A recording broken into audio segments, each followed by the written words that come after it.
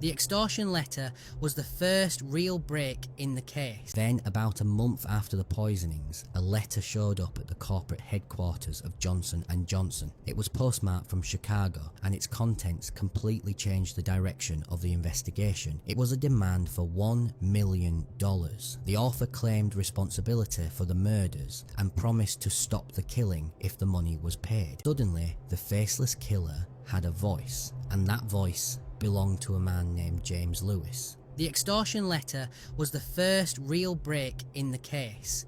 While it could have just been some sick opportunist, investigators believed it contained details about the crime that hadn't been released to the public, which gave it a chilling sense of authenticity. And when investigators looked into Leanne, they found her husband, James William Lewis. Born in Memphis, Tennessee in 1946, James Lewis was a man who seemed to drift through life with a chip on his shoulder and a dark kind of intelligence. Police would later call him a chameleon.